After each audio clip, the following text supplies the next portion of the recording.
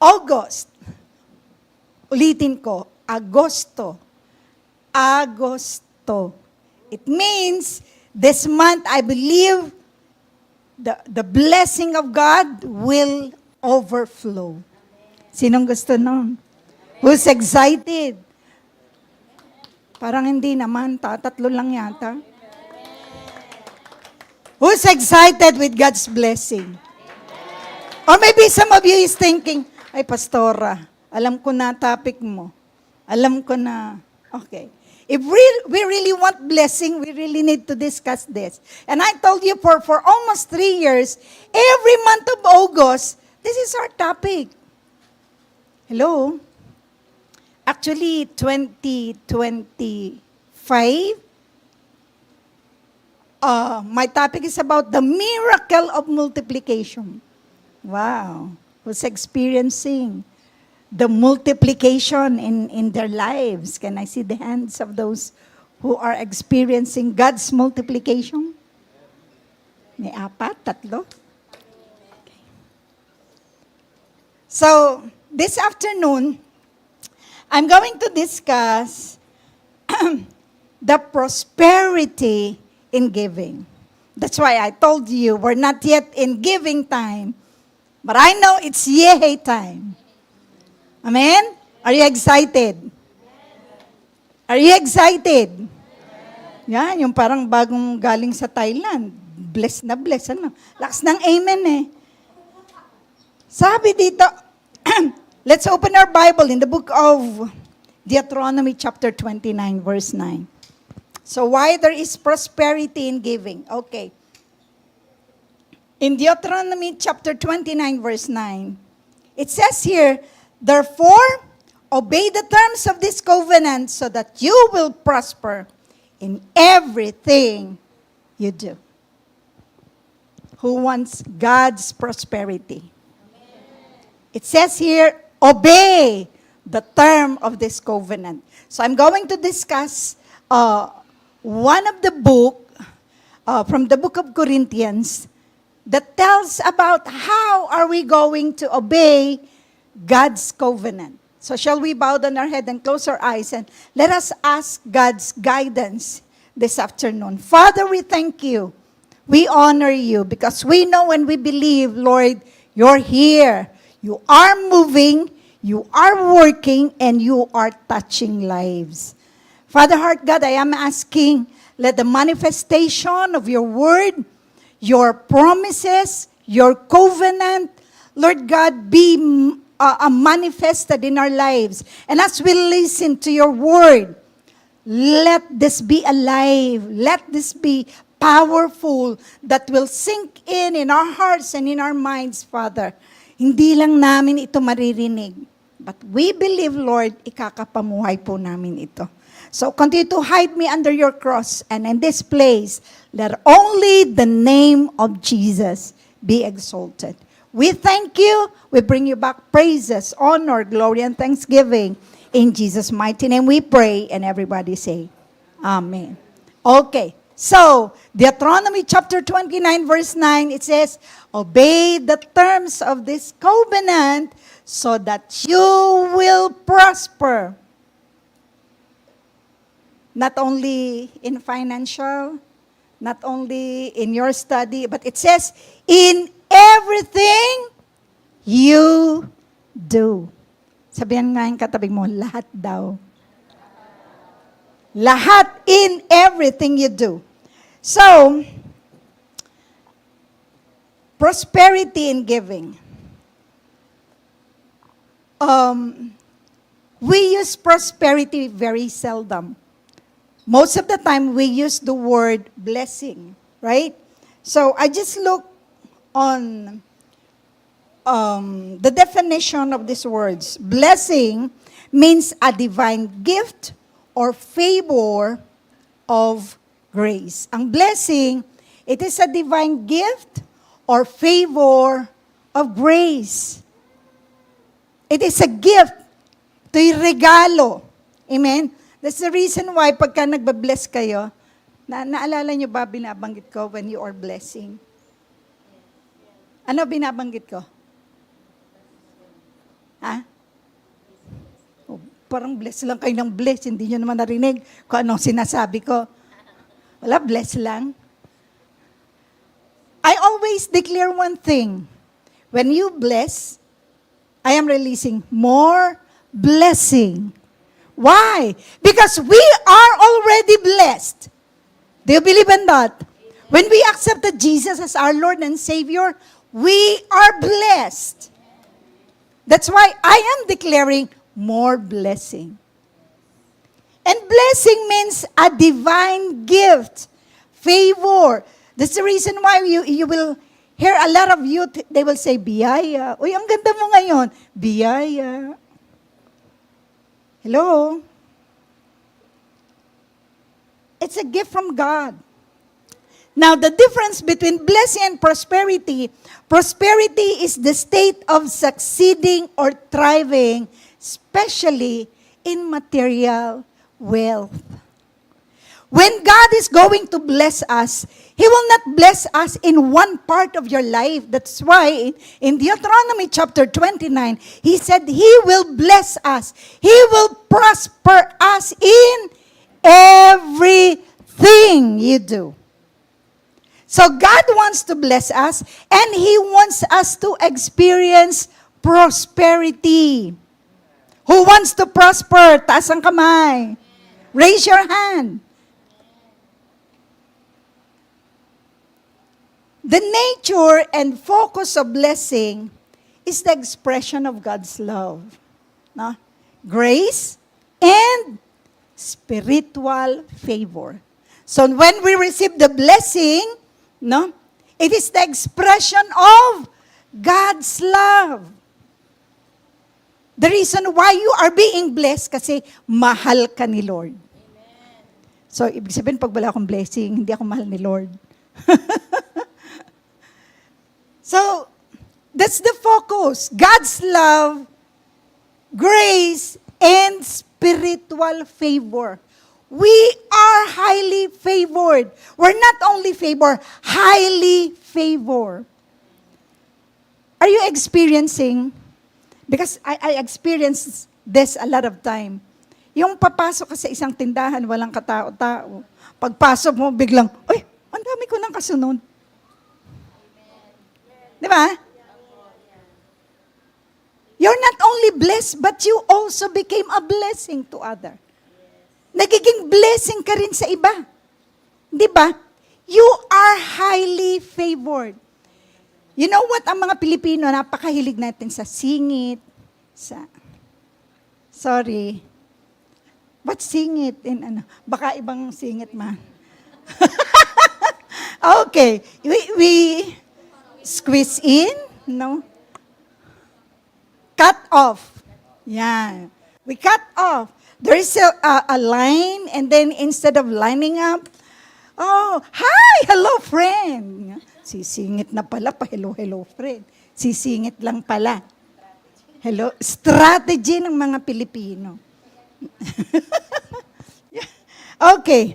So, actually, ang plan ng Lord sa atin, no? I-bless tayo.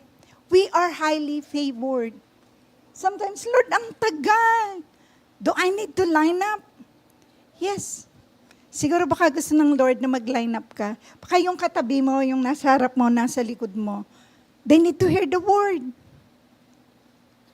Hello? Huwag ka laging naiinip. Use every time for His glory. Tagal. Sino dito mainipin? Taas ang kamay. Yan. Ako dati, mainipin din ako. Pagka, ay wag na, bukas na lang. Ang haba. But you know what? I learned how to be patient. And God teach me how to use my time properly. Before, pagka nag-line up ka, di ba, ang tagal. What you're going to do is to get your cell phone and then you play and then. So why don't you get your cell phone and read? Why don't you get your cell phone and share the love of Jesus?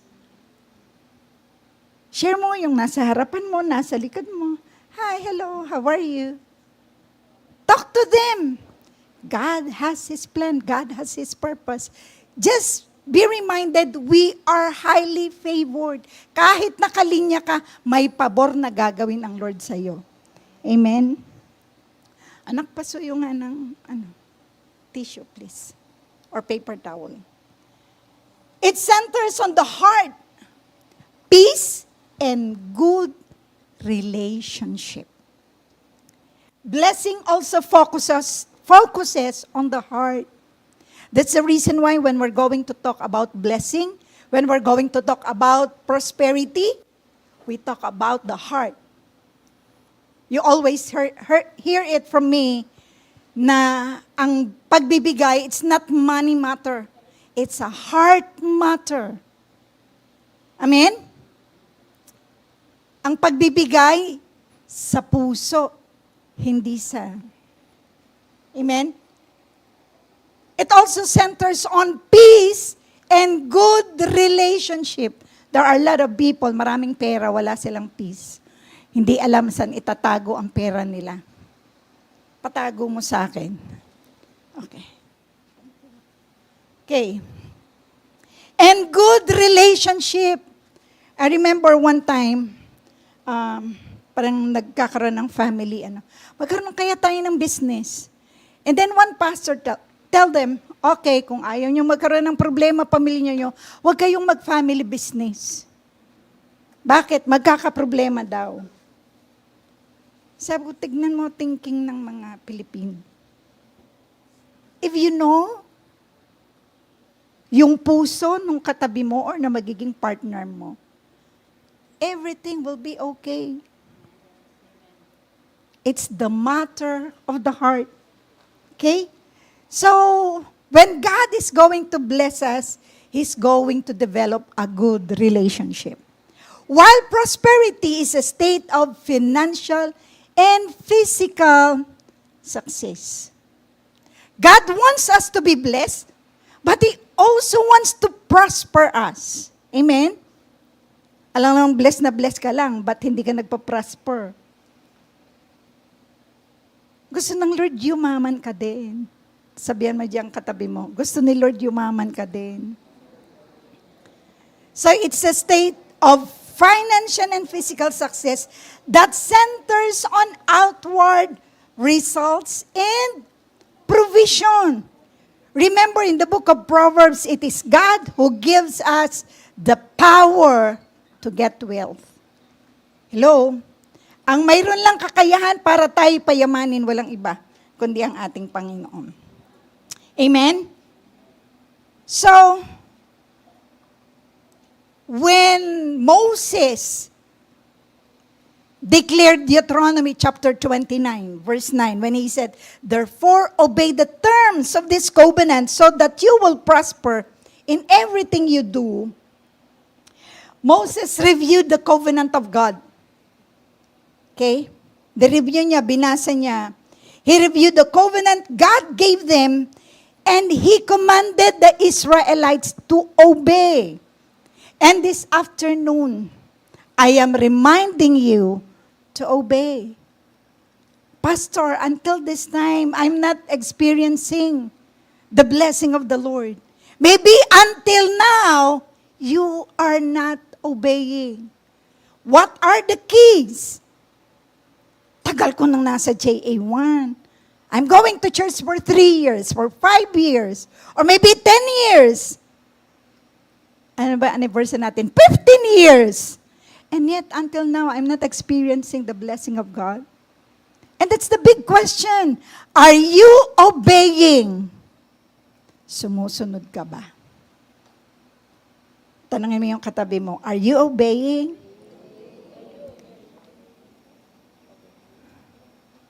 That's what we need to do, to obey. In Jeremiah chapter 29, verse 11, and I know most of you, you know this verse, right? Jeremiah 29, verse 11 says, "For I know the plans I have for you, declares the Lord, plans to prosper you and not to harm you, plans to give you hope and a future. It is God's plan for His people to prosper. Plano ng Diyos na pagpalain ka. Amen? It is God's plan. Hindi gusto ng Diyos na naghihirap ka. Ang gusto ng Lord na bless ka. Amen? Ayaw ng Lord habang buhay na nangungutang ka. Gusto ng Lord, nagbibigay ka. Kaya ka nangungutang kasi wala ka.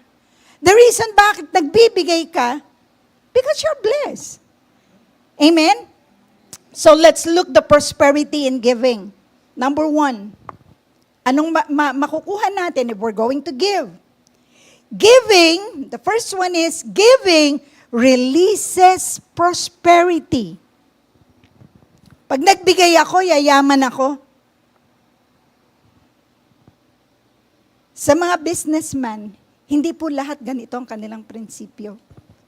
Most of them, yung mayayaman, mag-impok ka, mag-invest ka, yayaman ka. That's the principle, that's business principle. But God's principle is different.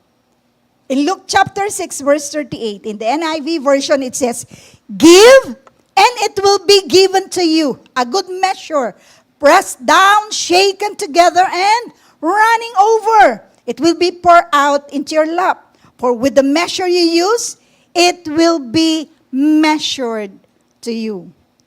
So, this is God's principle. If you want to prosper, give. Pastora, iba yata prinsipyo ng Diyos. Para dumami yung pera mo, kailangan mag-add ka na mag-add. Di ba? Pero bakit si Lord, I think, He has a different principle. God's principle is to give. And this is His word. Give, and it will be given to you. A good measure, pressed down, shaken together, and running over. When we give, we need to expect it will come back. Why? Is it because it is your desire? Is it because you want it? No. You're going to receive because it is God's promise. Hello? Hindi ka naman nagbibigay na, kailangan ko magbigay ng maraming-marami para maraming-maraming balik. Yes, it will happen. Pero hindi mo ginusto lang yun. Pangako ng Diyos yan. Hello? It is God's promise. Give and it will be given to you. Good measure. Pressed down, shaken together, and running over. May kanta niyan, di ba? Kasi kumanta uli ako. Sabi na si Pastor, pagka nag-preach, laging nakanta. Frustrated singer ako. Kaya ito lang ang pagkakataon ko. Diba? And we're singing that, give, and it will come back to you. Good measure, pressed down, shaken together, and running over. Give, and it will come back to you. When you give to the Lord. Sino gusto pag nagbigay may balik? Hina naman ang amen niyo, parang. It is God's promise.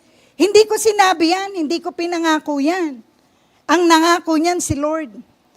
For with the measure you use, it will be measured to you. Nagbigay ka ng maliit, maliit ang babalik sa'yo. Nagbigay ka ng malaki, malaki ang babalik sa'yo. If you're going to give this amount, you're going to receive that amount. Okay? So, it will be measured, depends on what you have given. So your gift unleash God's blessing in your life. When we are giving, we are unleashing the blessing of the Lord in our lives. Amen? So, when you give to God, your gift commits God with the opportunity to bless you, to keep His promises, and to give you more than enough. It is more than enough. Hindi yung kasya lang. Hello? By your faithful and consistent obedience in giving, you set in motion God's principles of biblical economic. So we're going to have a little math later on. The second thing is, giving brings about a harvest. So, if giving brings prosperity, giving brings a harvest. Remember, Pastor Edward shared about harvest during our anniversary? Yes. That word, ani. In Tagalog, harvest means ani. If we're going to give, we're going to have a harvest. Giving is not only releasing prosperity, it also releases a harvest. Actually, my new name, I have my new name, and my new name in our MGR is Harvester. Wow. Harvester, and that's the reason why we're really harvesting.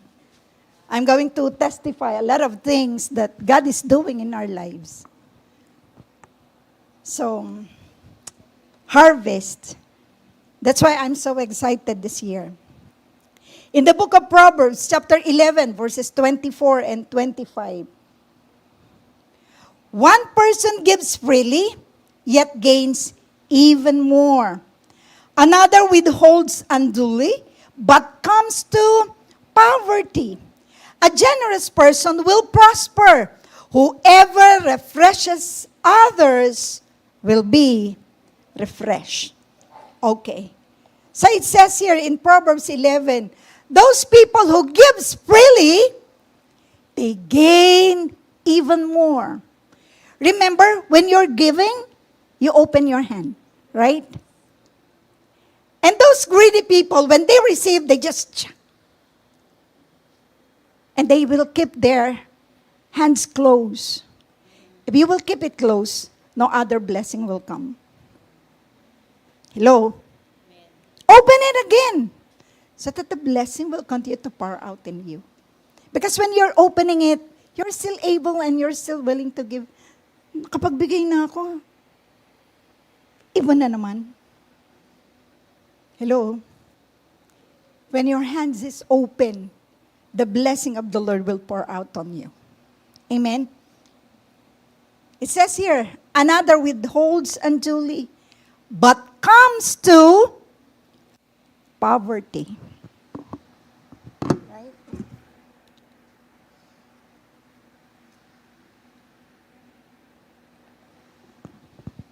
So,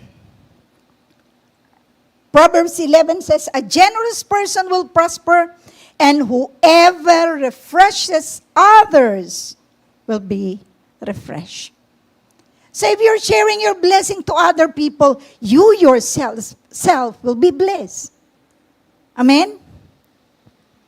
In other translation, it says, he that watereth others shall water also himself. Parang pinahirap ko pa yung English, ano? Mababaw na nga, King James ko pa. That's my memorized verse, that's why. So he that watereth other, he that refreshes other, will also refresh himself. So we don't need to be greedy. Amen? So,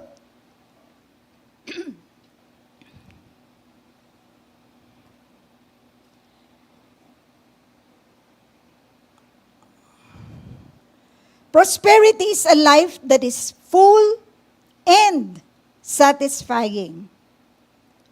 And remember, this is God's plan for our lives. Amen? He wants you to have a full life, but you won't find it by chasing the things in this world. You will find it in God's kingdom. Not just someday, but here and now in this church. Tell to somebody, in this church. And be reminded, you cannot find it by going to church. But you will find it by being the church. Sabihin mo, ikaw yun. You are the church. Amen? You are the church. So, in God's economy, the church family is the means through which you will experience prosperity in life. So if you seek a satisfied life, if you're seeking for a satisfied life, you need to look to God's kingdom. Look for the church because this is where you will find it. This is where you belong. Amen? Do you feel you belong here? Tell to somebody, you belong here. So it's God's kingdom. It's not business. It's not your work. Hindi ko sinabing iwanan mo trabaho mo, no, para sa Diyos. Pero, wag ding iwan si Lord para sa trabaho. Hello? Matthew chapter 6, verse 33, what it says. Seek ye first the kingdom of God and His righteousness, and all these things will be added unto you. So, seek Him first. Seek God first. Amen? So, if you're really working, I have nothing to do about it, right? So, wag namang, wala ka ng pasok, pipick up ka pa. No? Okay. Number 3, generosity determines prosperity. So it's not only giving. Maybe you're giving, pero napipilitan ka lang. You are forced to do so. Why? Kakaya kay pastora. Baka mabasa wala kong tithes. I have nothing to do with it. Mabasa ko yan o hindi. I have nothing to give you. Hello? Wala naman ako ibibigay sa iyo. But we need to have a generous heart. Because generosity determines prosperity. Amen? Let's open our Bible in 2 Corinthians 9, verses 6 and 7. 2 Corinthians chapter 9, verses 6 and 7. Whoever sows sparingly will also reap sparingly. And whoever sows bountifully will also reap bountifully. Each one must give as he has decided in his heart, not reluctantly or under compulsion, for God loves a cheerful giver. That's why every giving time, every yay time, when you're going to sow your seed, when you're going to give your tithe or maybe an offering, you need to keep on smiling. God look at your face. Do you believe me? So, pastor, titignan pa kaming lahat. Remember Jesus? When he is with his disciples, he talked to his disciples. And Jesus said, have you seen that woman? That man, sabi niya, he gave what is in excess. But this widow, look at her. She only gave 2 coins. But that 2 coins is everything she had. So si Lord nag-o-observe. Hello? So when we're giving, hindi naman nila kita. I remember when I'm still unbeliever. Na, when it's giving time, diba, darating yung And they're going to collect the offering. And pag dumukot sa bulsa, pipiliin mo yung ano. Kasi during that time, konti pa lang naman yung bills. Most of the time, mga coins. Pipiliin yung pinakamaliit. Hello? These people, those who collect the offering, they don't know how much you're going to give. But God knows. Amen? So, whoever sows sparingly will also reap sparingly. And whoever sows bountifully will also reap bountifully. The last word he said, God loves a cheerful giver. Mamaya tignan mo yung katabi mo pagkabigayan na kung nakangiti siya. Hello? Hindi nga nagbigay, hindi sa cellphone yung i-transfer yung. Kailangan, we ourselves, we need to observe ourselves na pag-giving time, ay, giving na naman. Or you are excited, yes. Katatapos lang ng sweldo. Hello?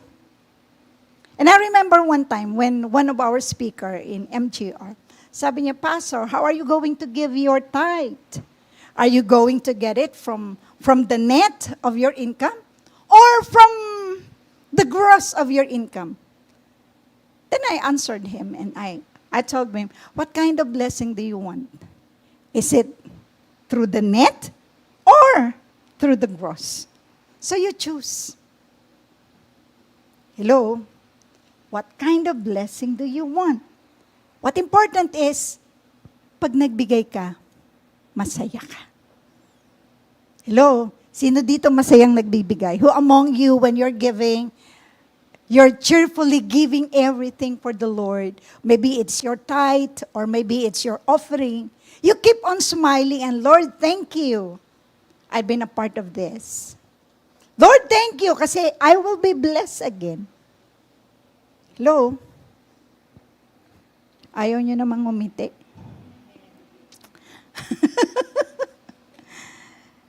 Generous people or givers are happy, pleasant, and delightful people because they have made a conscious decision to give their possessions generously, their time, their money, and their life. You know yung taong palabigay, yung pag nagbibigay talaga sila, nakangiti. Pag nagbibigay sila, masaya. Pero pagka yung, may ambagan po tayo, ay, ambagan na naman. You will see them. You will know them at their face. Totoo ba yun, pastora? Yes. Mag-observe ka. Ako alam ko kung sino yung mga cheerful giver. At alam ko din kung sino yung pagkabunutan na, parang napipilitan lang. Not 100%. Yung parati ko lang nakakasama. Not all of you. But most of you. Hello? So, I tell you, this were the generous people. No, they're sharing not only their money, but their time and their lives. That's the reason why we have our life group, our AG, anointed group. So, everyone is sharing their life. Sometimes your problem, sometimes your blessing, not only financial, but what's the answered prayer? What God did in your life, you're sharing it. And sometimes, yung time natin, dapat 1 oras lang, 3 oras na, ayaw pang maghiwa-hiwalay. Right? We're spending 2 hours, 3 hours in our AG. Hello? Are you enjoying your life group? Are you enjoying sharing one another? Diba? Not only time, not only life, but even money. Bakit? When we have our AG, may kainan. No? Hindi mo na maiaalis yan. Right? That's part of it.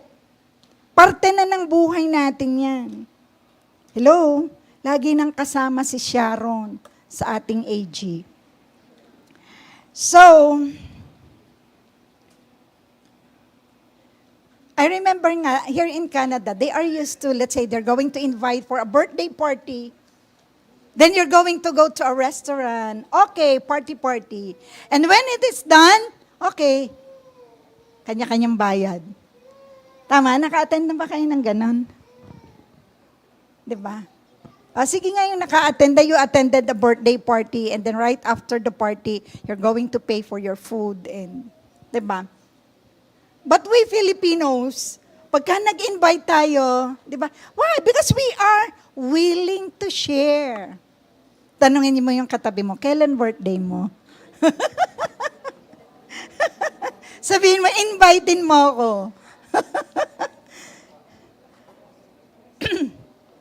So, prosperity is not about the possession of more things.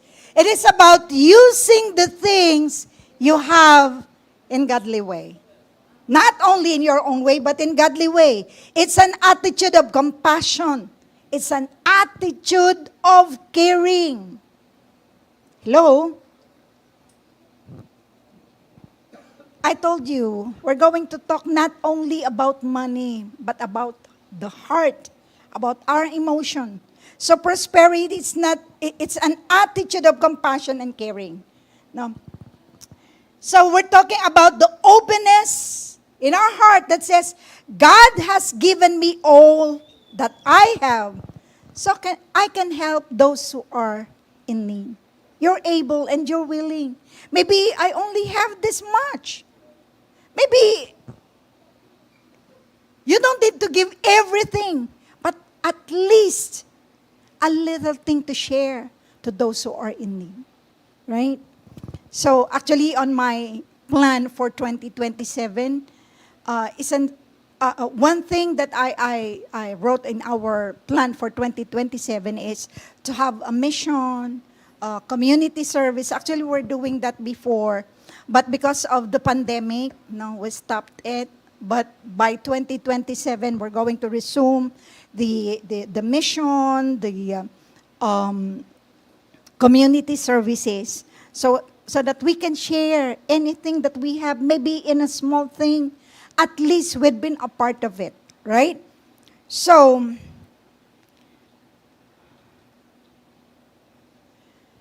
yesterday, I'm listening to the T.D. Jakes' teaching. No? Kaya lang, minamassage kasi ako din, hindi ko masyadong maintindihan. But one thing that comes to my mind is when T.D. Jakes says, he discussed about the leftover blessing. So do you know what leftover is? Tira-tira, right? You ate something and then you have your leftover. Para saan ang leftover? Para sa aso, o kung may pusa ka, if you allow them to eat your food, no? Ang leftover para sa kanila. And we do not deserve a leftover blessing. Amen? Pero bakit minsan parang, Lord, bakit yung blessing ko parang tira-tira lang?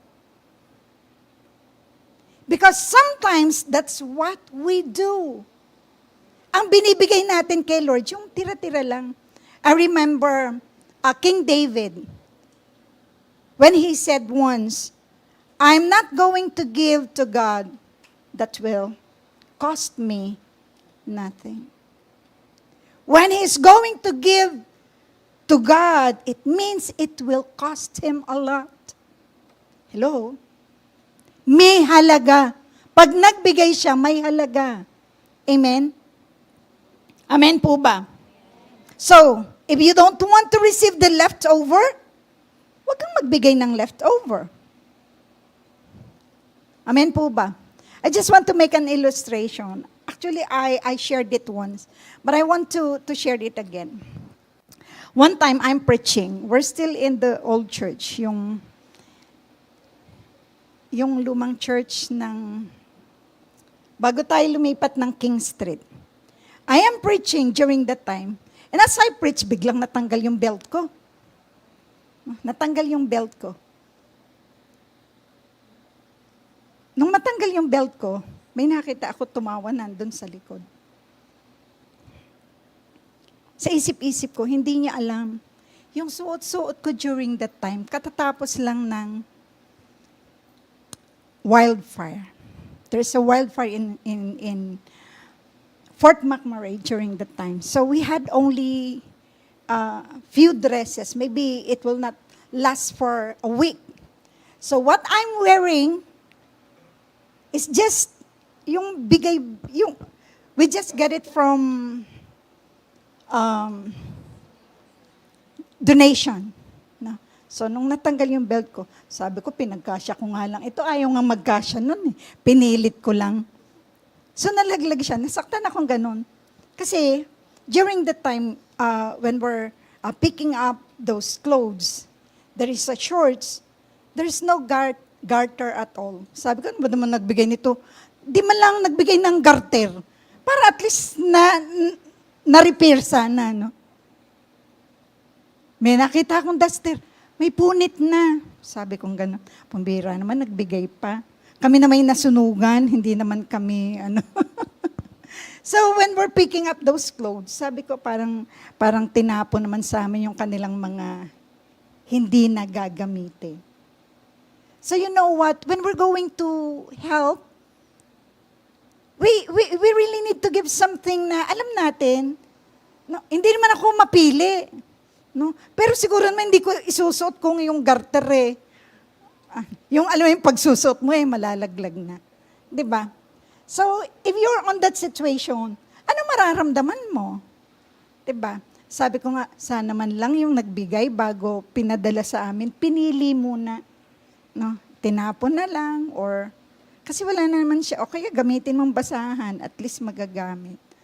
So, parang ay ang sakit pala pagka na-experience mo yung ganun. No? So, if we really want to be blessed, no, ayaw mo ng tira-tirang blessing, huwag kang magbigay ng tira-tira lang. Give the best for the Lord. Bigay mo yung best para sa Panginoon. Okay, number 4, generosity of prosperity multiplies the result. Generosity of prosperity multiplies the result. Okay, 2 Corinthians chapter 9, verses 10 to 11. Now he who supplies seed to the sower and bread for food will also supply and increase your store of seed and will enlarge the harvest of your righteousness. You will be enriched in every way so that you can be generous on every occasion. And through us, your generosity will result in thanksgiving to God. Wow.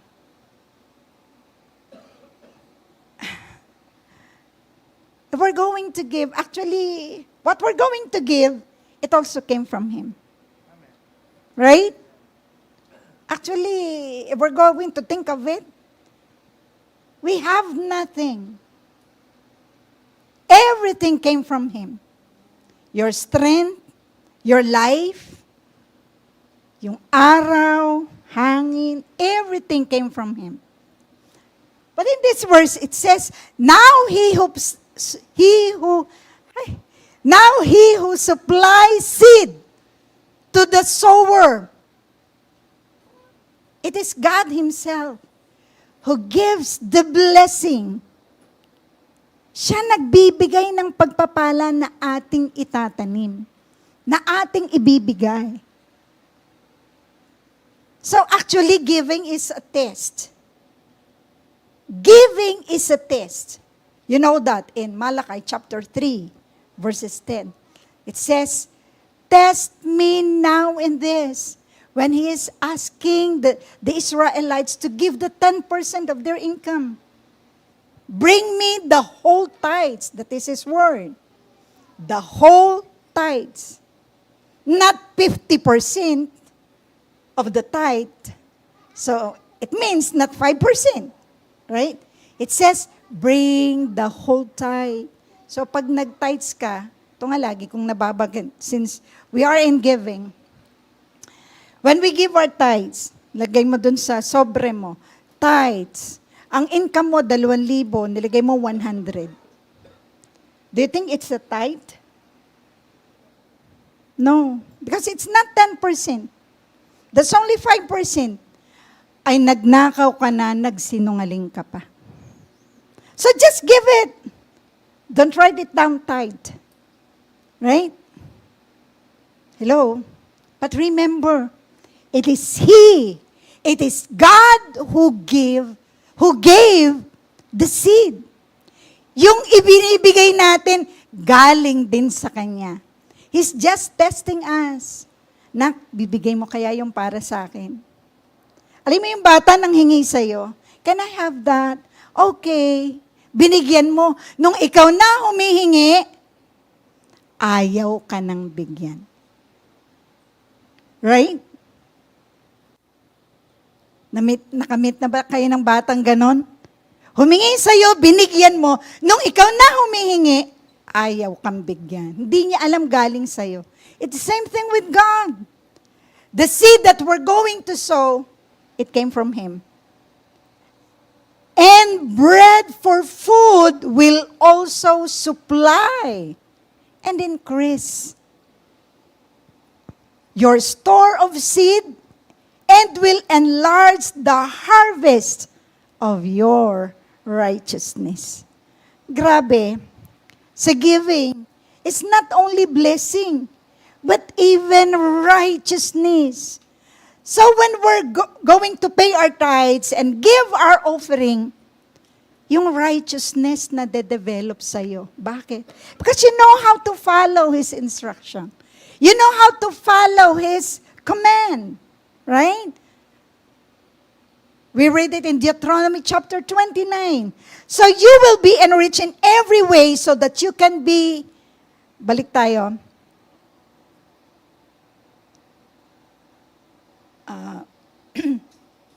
balikan natin yung verse in 2 Corinthians 9. You will be enriched in every way so that you can be generous on every occasion. And through us, your generosity will result in thanksgiving to God. Hello? It says here, you can be generous on every occasion. Ito, ano ng mga Pilipino? Sometimes, kunyari, okay, it's Christmas. Pag yung taong mayaman, ay kailangan bigay ko dito yung ano, kasi mayaman to. Pag ito ay mahirap, pwede nang ganito lang. Hello? We measure it depending on who they are and what they are. Hindi ba mas nangangailangan ngayon? Kasi mayaman na yan marami na. Diba? Bigyan mo na mas marami yung nangangailangan. Tama? Pero tayo, ano yan Naku, sa bagay nakakahiya nga naman, bibigyan mo si Pastor Edward, bibigay mo kay Pastor Edward yung galing dollar store. Wag naman. Okay lang daw. So, okay lang ha. Pero syempre, si Pastor Edward yan. Galing superstore naman. Joke lang. No. But kailangan, when we're going to give it with all your heart. Dapat galing sa puso. Mula sa puso. Magmula sa puso. Tama ba yun? Mali yata ako. Okay. So,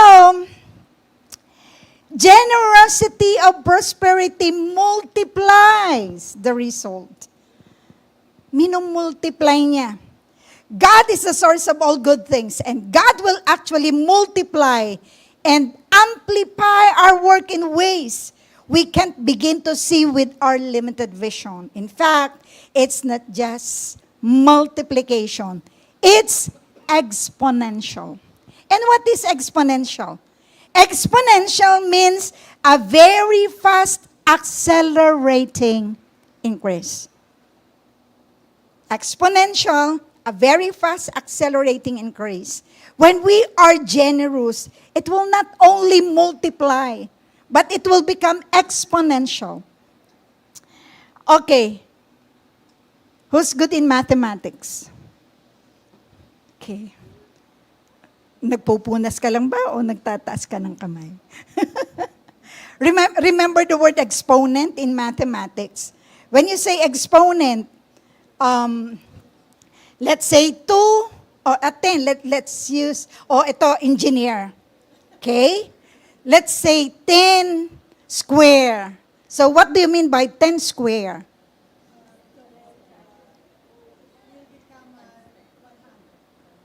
10 times 10. Wow. Because if it is multiplication, it is 10 times 2, that is 20. But being generous, it's not only multiplication, it's exponential. Let's say we're going to make it 10 cubes. 10 cubes. 10 times 10 times 10. So, ilan na siya? Ha? 1,000. Wow, very good. Good in mathematics. So, when we became generous, God's blessing will be exponential. Hindi lang siya, it's not only multiplying, but it becomes exponential. I tell you, we've got a lot of testimony. Last year, we bought a house, and that's only 270,000. But since, basta in short, yung 270,000, we're not able to buy it in giving the 10% of the down payment. We need 20%. So, nag-refinance kami para makapagbigay kami ng 20% down payment. Na-refinance namin yung bahay na dati, nakakuha kami ng pang-down payment. But we bought it as is. So we do a lot of repairs. And we spent 40,000 for that. Sabi ko, sweetheart, saan natin kinuha ang 40,000? We don't have that much. Kung saan kamay ng Diyos, God provide. So this year, right after winter, yung aming, alam ko to, patio blocks, yung ganito square-square, angat-angat na siya. So yung sasakyan ni Ruel, tsaka ni Kadmil, as in, yung kay Kadmil pwede pa, yung kay Ruel hindi na pwedeng i-park kasi yung ganun. So, sabi ni Kuya Chi, sige pastor, ayusin natin. Nagpa-quote sila, that is 14,000. Ay, pagkamahal-mahal, 14,000. Sabi, hindi, may magagawa tayong paraan. Basta in short, it's almost 10,000. Sabi ko, sweetheart, saan natin kinuha yung 10,000? Ang tax refund ko, 3,000 lang. So, wow, ang laki. Malaki kasi, alam nyo na. Kaya malaki ang refund kasi, yan. But that's not enough. But God has His own way. That block supposed to be itatapon na hindi nga alam kung saan ilalagay. Biglang may dumating, bibilhin daw. We sold it for $700. Wow, ang galing ni Lord.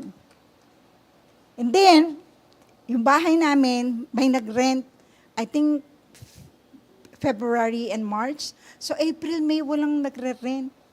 Ang galing ni Lord. Perfect timing. Nag-rent sila July.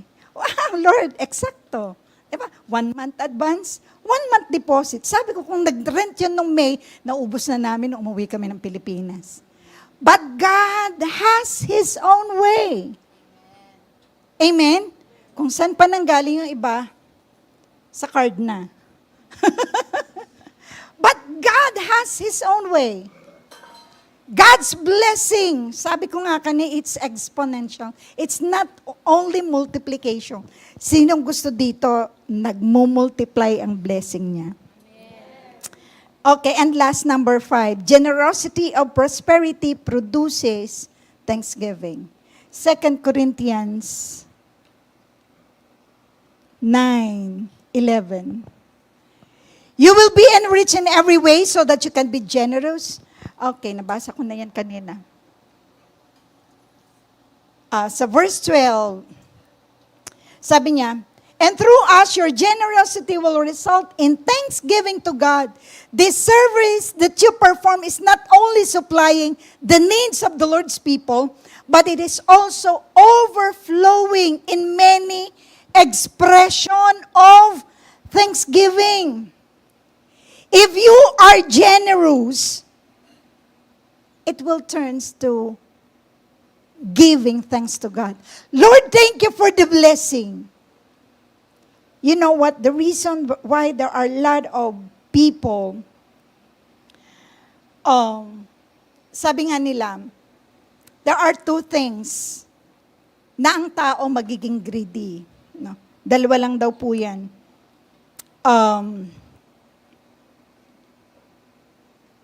It's money and power.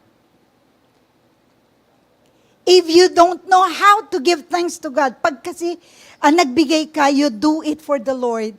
You're always going to say, Lord, thank you. Lord, salamat sa blessing.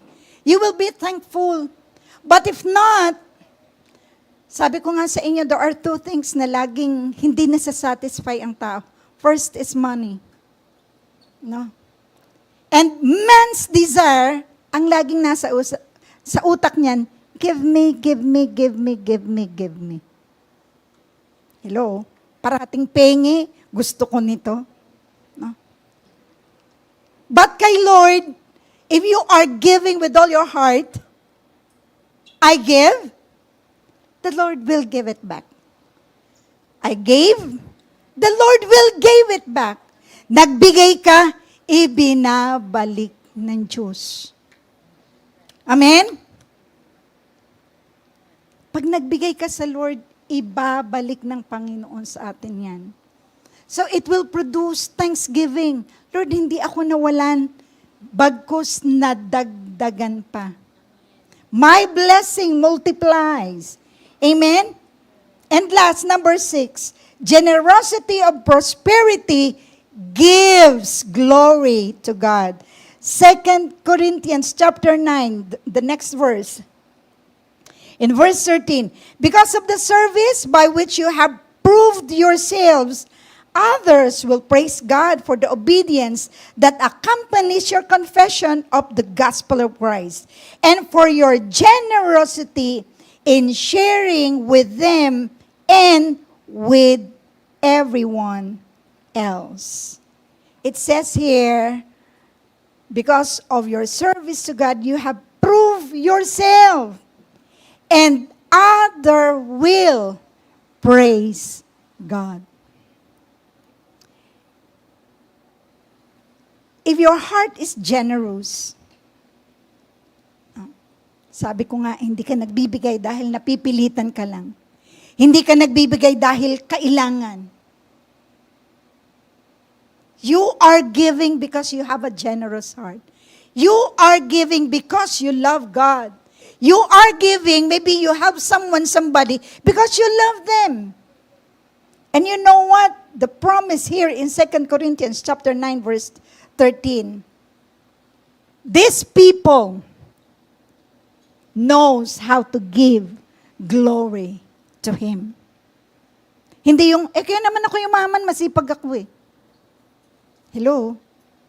I remember 2022, yung regarding this sa blessing. There are some blessing, inherited blessing. Tinanggap mo lang. Minana mo lang. There are blessing na na-impart sa'yo. Binahaginan ka. They share it with you. There are blessing, tinalaga ng Lord para sa atin yan. God has planned those blessings for you. If you will still remember Rev Gani when he preached during our anniversary, di ba? Sometimes we're praying, Lord, kailangan ko magkabahay. If God destined you to have it, you're going to have it. Amen? If God destined na mag-aasawa ka, mag-aasawa ka. Kung hindi, wag naman sana. But if it's God's will, may magagawa ba ako? May magagawa ka ba? Hello? Nanalangin tayo, Lord, magka-baby ako. Hindi nga magka-baby. So God has His own plan. May plano si Lord. But one thing that we need to do is to give all the glory to Him.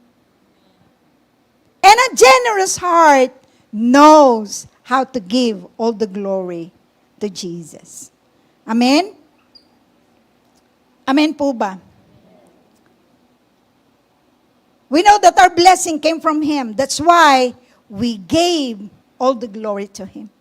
You know that whatever we have, we're going to give it back to Him. Right?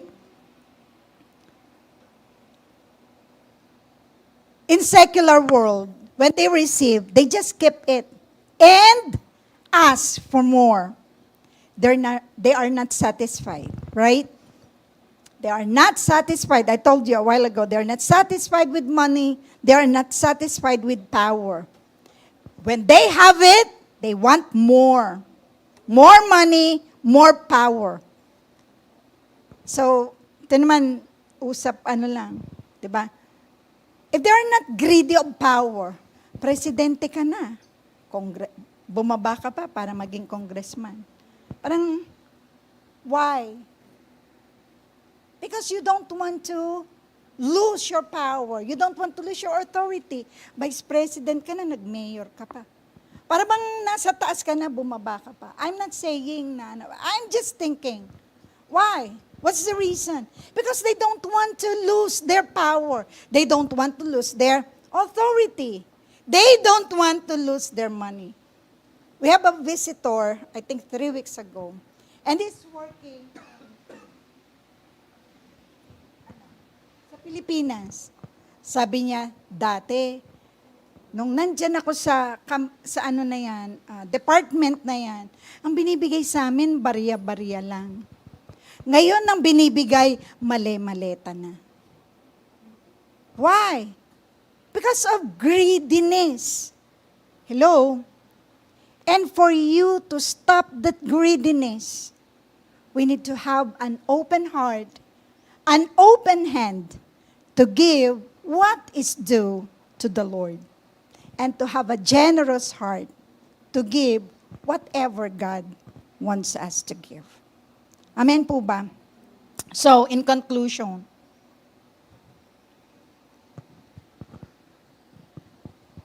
okay. It says here, blessed is the hand that gives.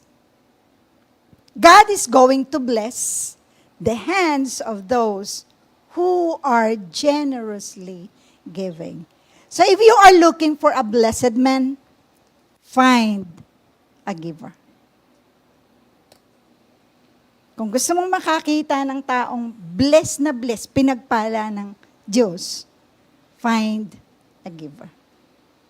Can you look to somebody beside you? Sabihin mo, you are blessed. Shall we all arise? Pwede po bang tumayo tayo? Next week, I'm going to discuss about the purpose, why God is going. Sorry, not on Sunday, the following Sunday. Because on Sunday, we're going to have our family day. Okay, so please invite your family. And I'm going to discuss about family relationship. Okay, so who's excited on Sunday? On Sunday, please bring your own baon. Okay? So, eat all you can tayo kasi bring all you can din. Okay, so, magpapak-lunch ba yun? Now, we're going to, our service will start at 1 and then we're going to end at 7. So, right after the service, we're going to have some games and mamimili po kami ng magagandang papremyo. Pang-family talaga. Okay, so who wants to be blessed? If you really want to be blessed, can you please raise your hand to the Lord? And as you raise your hand, I want you to open it. I want you to open it. And this time, you're not going to surrender your hand. hands. I want you to open your hands as if you are going to receive a blessing from the Lord. Hallelujah.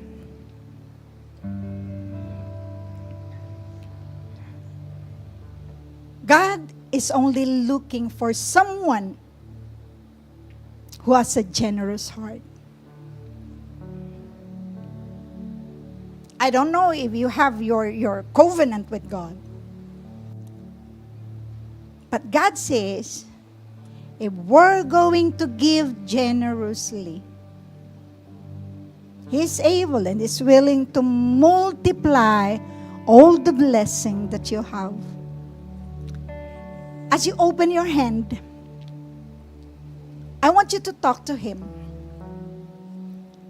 And I don't know what's your status when it comes to your finances. Are you in need? Are you in debt? Are you blessed right now? Maybe you are asking something from Him. And before you pray, before you ask, I want you to promise to Him, Lord, I want to be a generous giver. Come on, you talk to Him. Because if you want blessing, pray for you to be generous. Talk to Him. Talk to Him.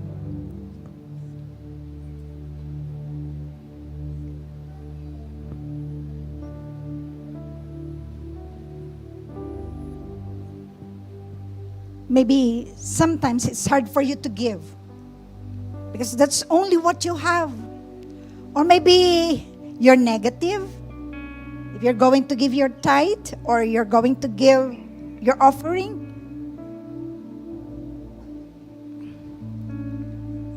maybe you have a lot of expenses, but try to seek Him first. Give what is due to Him. Pay what is the Lord's. And expect a great miracle in your finances. God's plan is to prosper you. God's plan is to bless you. I don't know if you have some financial problem. Tell it to God. Tell Him to make full control, full charge of everything in all your expenses. I know God is going to do a miracle this afternoon. He will multiply your blessing. Not just multiply, but an exponential blessing will come to your life.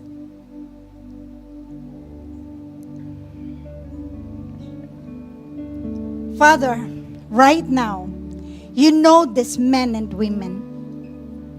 If there are some of us who are not yet faithful in paying our tithes, or giving our offering, or helping some other people, Father, we surrender everything to you. We surrender our finances. We surrender our income, our expenses. We lift it up to you. And we pray, Lord God, right now, as what we heard from you, your plan is to prosper us in everything we do. As you see, Lord God, these hands lifting up to you, I am asking, I don't know what they prayed for, but if they are asking for your blessing right now,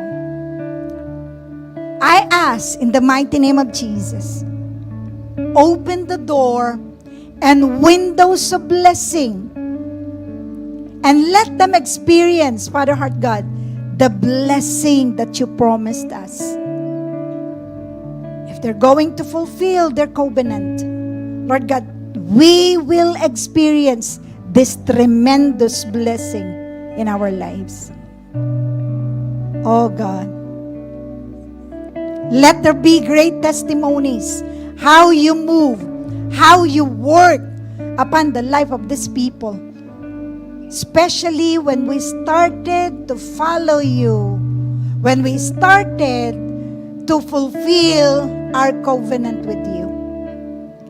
Father, I seal by the blood of Jesus the outpouring of blessing upon every life. I seal it. I seal it by the name of the powerful name of Jesus. We ask this in Jesus' name. And everybody say, Amen, Amen,